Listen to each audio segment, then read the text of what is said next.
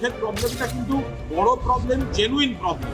যে স্বাস্থ্য ব্যবস্থা গত 15 বছর ধরে অভিষেক বন্দ্যোপাধ্যায় এবং তার দল করেছিলেন, তো সেখানে যেতে ওনাদের আপত্তি থাকার তো কোনো কারণ নেই। এবছর কি আমেরিকার ডাক্তার এসেছিলেন, আমি এটাই প্রশ্ন করি।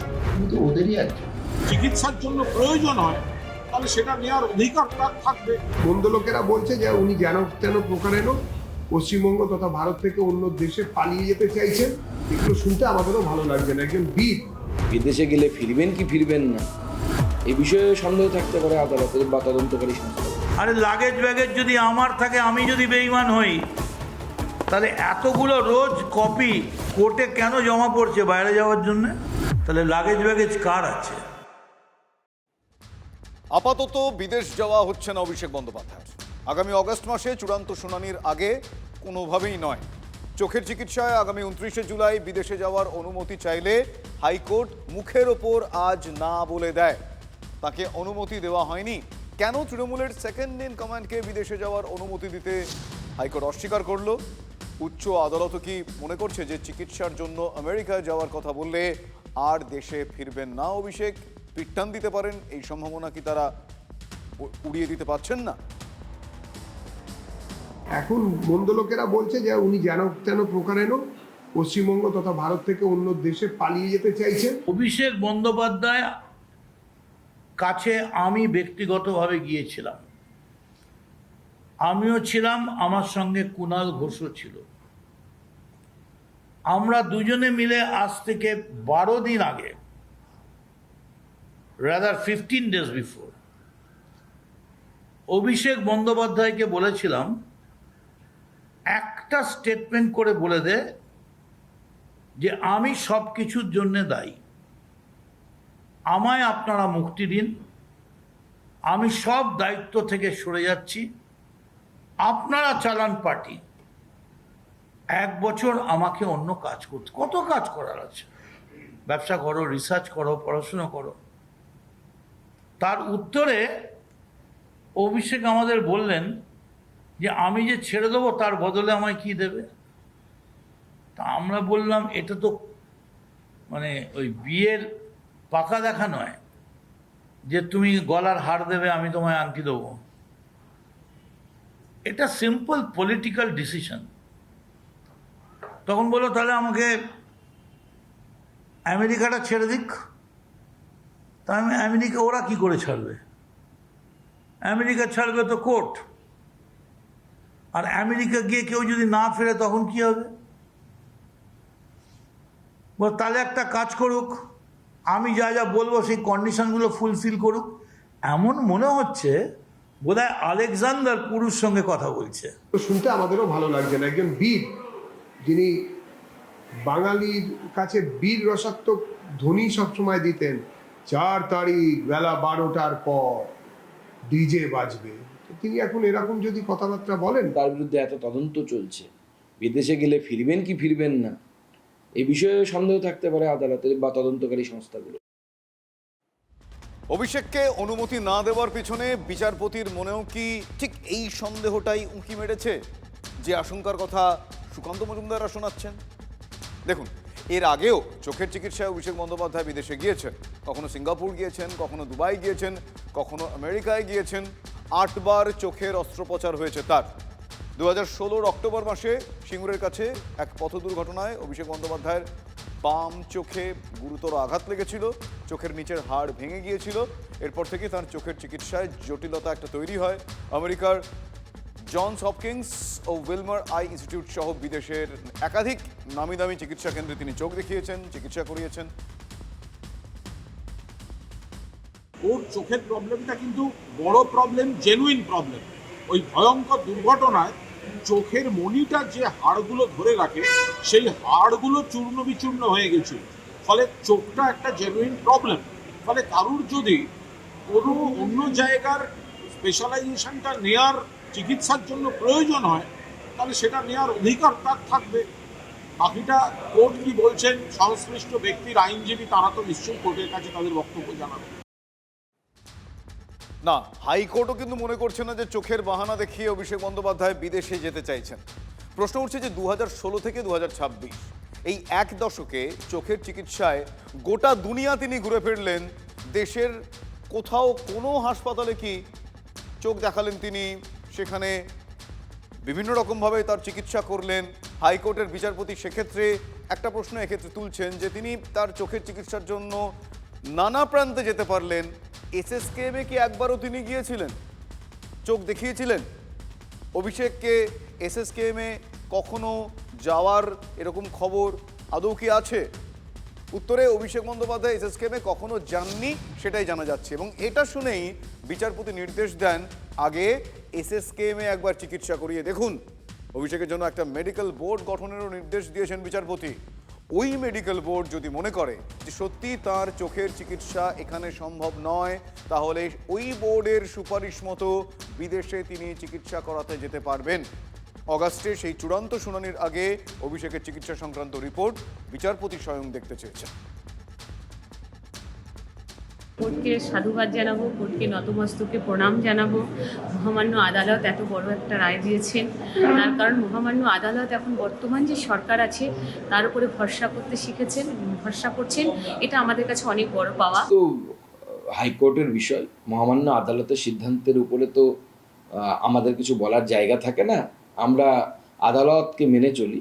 তো মহামান্য আদালত যেহেতু পারমিশন দেয়নি, তো স্বাভাবিকভাবে তিনি যেতে পারবেন না। আমরা কথা দিচ্ছি, উনি যদি বাংলার মুখে চিকিৎসা করান, কোর্ট যা নির্দেশ দিয়েছে, মহামান্য আদালত যা নির্দেশ দিয়েছে, আমরা সেটা মাথা পেতে নিয়ে সেইভাবেই পালন করব এবং চেষ্টা করব যাতে ওনাকে সুস্থভাবে পরিষেবা দেওয়া যায়। তার কারণ বিগত দিনে আপনারা জানেন ওনার নেতৃত্বে স্বাস্থ্য পরিষেবাটাকে কোথায় নিয়ে গেছিলেন, সেবাশ্রয়ের নামে মানুষের পা পর্যন্ত বাদ গেছে। আমরা সেটা ওনার হতে দেব না। আমরা বর্তমানে স্বাস্থ্যমন্ত্রী হিসেবে আমরা সর্বদাই আছি মানুষের পাশে।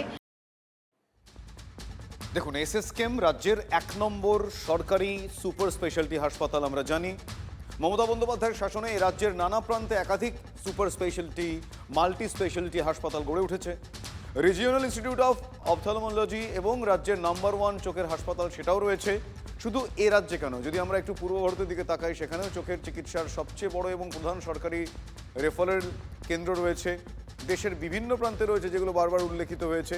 সেখানকার চিকিৎসকদের উপরে তাহলে কি এ যাবৎ আস্থা রাখতে পারেননি অভিষেক বন্দ্যোপাধ্যায়? কেন পারেননি? বঙ্গে পালা বদলের পর এখন এই সব প্রশ্নগুলো উঠছে, কেন চোখের চিকিৎসা করাতে বারবার তাকে এই দেশের বাইরে যেতে হয়েছে? ওনার তো বাকি জনগণকে ডায়মন্ড হারবারে সেবাশ্রয় কি আমেরিকান ডাক্তার এসেছিলেন? আমি এটাই প্রশ্ন করবো।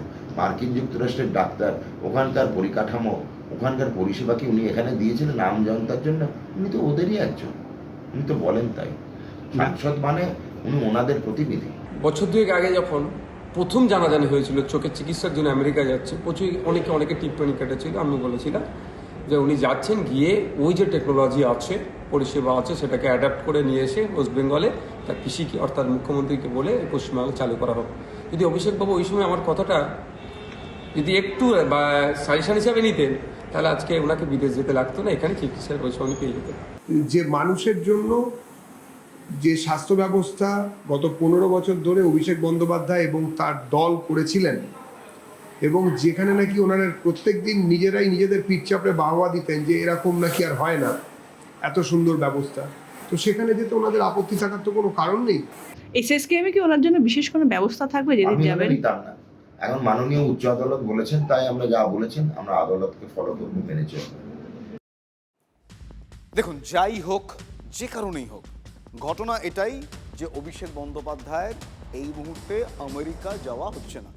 কালীঘাটপন্থী তৃণমূলের যুবরাজ তাহলে কি আদালতের বা বিচারপতির এই নির্দেশে ধাক্কা খেলেন?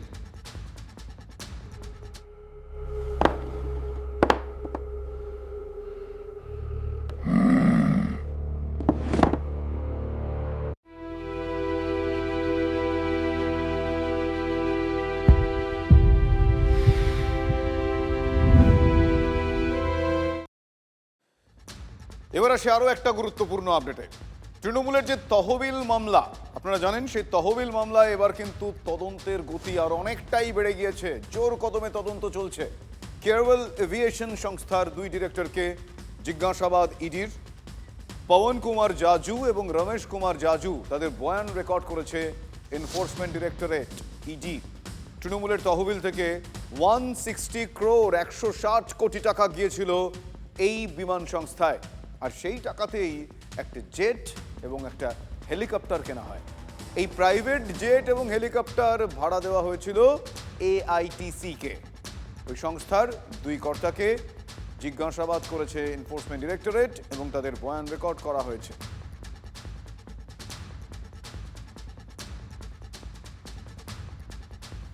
এরকম আরও একটা আপডেট দিই, বাদাবনের যে অবৈধ নির্মাণ সেটা এবার জোর ধাক্কা খেতে চলেছে। সুন্দরবনে সবুজ ফেরাতে নতুন সরকার জোর দিয়েছে, আপনারা জানেন ম্যানগ্রোভ, সেই ম্যানগ্রোভ নিধন করে অবৈধ ভেড়ি আর রিসর্ট চলবে না, সেসব দিন শেষ। নতুন সরকার ক্ষমতায় আসার পর এই দিকে তারা নেক নজর দিয়েছে, যে কারণে পূর্ববর্তী সরকারের যাবতীয় কাজকর্মের ক্ষেত্রে একটা ধাক্কা।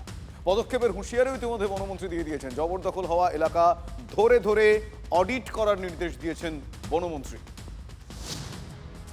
সুন্দরী, হেতাল, গরানের জঙ্গল এসব যেন অতীতকাল। শ্রীহারা সুন্দরবন। বাম জমানো তখন শেষের দিকে, প্রকৃতির ভারসাম্য বদলে দিয়ে মাছ চাষের রমরমা, তারপর তৃণমূল জমানায় একের পর এক কংক্রিটের রিসর্ট গজিয়ে ওঠা। শুধু তাই নয়, ম্যানগ্রোভ ধ্বংস করে তৈরি হয়েছে হাজার হাজার বেআইনি ভেড়িও। এবার সেই সব অবৈধ রিসর্ট ও ভেড়ির বিরুদ্ধে পদক্ষেপের হুঁশিয়ারি বনমন্ত্রীর। এখানে শয়ে শয়ে হেক্টর জমি, সেটাকে ম্যানগ্রোভ এলাকা, সেটাকে আটকে দিয়ে সেখানে মাছ চাষ করা হচ্ছে অবৈধভাবে, এবং আমরা চাইছি সেই জায়গাটায় আবার আগের অবস্থা ফিরিয়ে দিতে। সবুজ ধ্বংসের মানচিত্রে চোখ রাখতে উঠে আসছে ভয়ঙ্কর তথ্য। বন দপ্তরের প্রাথমিক তদন্তে উঠে এসেছে দক্ষিণ 24 পরগনার ক্যানিং ব্লকের মাতলা নদীর আশপাশে কৃপাখালী, ইটখোলা, মৌখালীতে তৃণমূল জমানায় ব্যাপক হারে ম্যানগ্রোভ সাফ হয়ে গিয়েছে। এই মৌখালীতেই ভেড়ি দখল করে শওকত মোল্লার ছেলের বিরাট ক্যাফেটেরিয়া প্রশাসন ভেঙে দিয়েছে। সূত্রের খবর, ক্যানিংয়ে মাতলা নদী লাগোয়া প্রায় 1600 একর ম্যানগ্রোভের জমি জবরদখল করে সেগুলোকে বিশাল বিশাল বেআইনি ভেড়ি বানানো হয়েছে।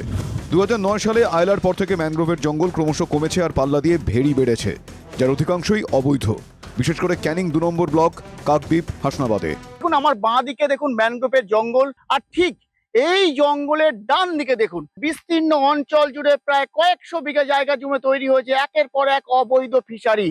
সূত্রের খবর, গোটা সুন্দরবন জুড়ে বর্তমানে প্রায় 15টির কাছাকাছি রিসর্ট রয়েছে। এর মধ্যে প্রায় 10টি রিসর্টই তৈরি হয়েছে সবুজ ম্যানগ্রোভ সম্পূর্ণ ধ্বংস করে। পারমিশন বলতে সবাই যেরকম করছে, আমার আশেপাশে হয়তো পাশে করেছে, ওই পাশে করেছে, ওদিকে করেছে, সবাই করেছে না, সবাই যেরকম করছে আমি সেরকমই করেছি। বিস্তর অভিযোগ পেয়ে সুন্দরবনে যান বনমন্ত্রী মনোজ ওরাও। নতুন করে ফাইল খুলে প্রতিটি রিসর্ট ও জবরদখল হওয়া এলাকা ধরে ধরে অডিটের নির্দেশ দিয়েছেন তিনি। ইটখোলা অঞ্চলের হাজার হাজার বিঘা ম্যানগ্রোভ ধ্বংস করে আইনকে বুড়ো আঙুল দেখিয়ে যারা ফিশারি করেছিল, মাছ চাষ করছিল, সরজমিনে তদন্ত করলো এবং আমাদেরকে আশ্বাস দিয়েছে আগামী দিনে এই ফিশারি সমান করে আবার ম্যানগ্রোভ চাষ হবে। ক্রমশ বিপন্ন হচ্ছে কলকাতা রক্ষা কবচ ম্যানগ্রোভ অরণ্য, যে জঙ্গল আয়লা, আমপানের মতো বড় বড় ঘূর্ণিঝড় ঠেকিয়ে কলকাতাকে রক্ষা করেছিল। এখন সেই বনভূমি অস্তিত্বের সংকটে। সুন্দরবন বাঁচাতে অরণ্য সপ্তাহেই বড় সিদ্ধান্ত নতুন সরকারের। দেবব্রত মণ্ডলের রিপোর্ট, TV9 বাংলা। এবার একটু আবহাওয়ার খবর আপনাদের দেব। অল্প সময় অতিবৃষ্টিতে একটা মহা বিপত্তি। মাত্র কয়েক ঘন্টায় 163 মিলিমিটার বৃষ্টি হয়েছে দমদমে। আচমকা অতি ভারী বৃষ্টি হয়েছে দমদমে। বিমানবন্দরের জল জমে যাওয়াতে অনেক বিমান অবতরণ করতে পারেনি। দমদম থেকে 5টি বিমানকে ঘুরিয়ে দেওয়া হয়েছে। অন্যদিকে দমদম, কৈখালী, সল্টলেকের বহু এলাকা জলমগ্ন হয়ে পড়ে আজ। মেদিনীপুরে 98 মিলিমিটার, সল্টলেকে 69 মিলিমিটার বৃষ্টি হয়েছে, অথচ আলিপুরে মাত্র 4 মিলিমিটার বৃষ্টি হয়। বিমানবন্দরের জলমগ্ন বিমানবন্দরের ছবিটা আপনাদের একবার ফুল স্ক্রিন করে আমরা দেখাবো, দেখে বুঝতেই পারছেন। আজকে বিমান অবতরণের ক্ষেত্রে সমস্যা হয়। অন্যদিকে সল্টলেক এরিয়া জলমগ্ন হয়ে পড়ে আজ। আপনারা দেখছেন সেই ছবি। অল্প সময় অতিবৃষ্টিতে এক প্রকার মহাবিপত্তি হয় আজ। মাত্র কয়েক ঘন্টায় 163 মিলিমিটার বৃষ্টি হয় আজ শুধু দমদমে।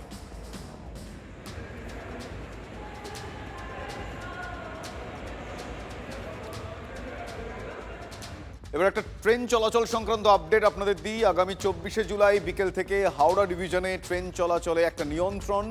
নন ইন্টারলকিং কাজের জেরে ট্রেন চলাচলে নিয়ন্ত্রণ আনা হবে, কিছুটা নিয়ন্ত্রিত ট্রেন চলাচল হবে। 24শে জুলাই বিকেল 5টা থেকে 27শে জুলাই ভোর 5টা পর্যন্ত 60 ঘন্টা ট্রেন চলাচলে নিয়ন্ত্রণ। একাধিক লোকাল ট্রেন এবং দূরপাল্লার ট্রেন বাতিল থাকবে। বেশ কিছু ট্রেনের যাত্রাপথ নিয়ন্ত্রণ করা হবে।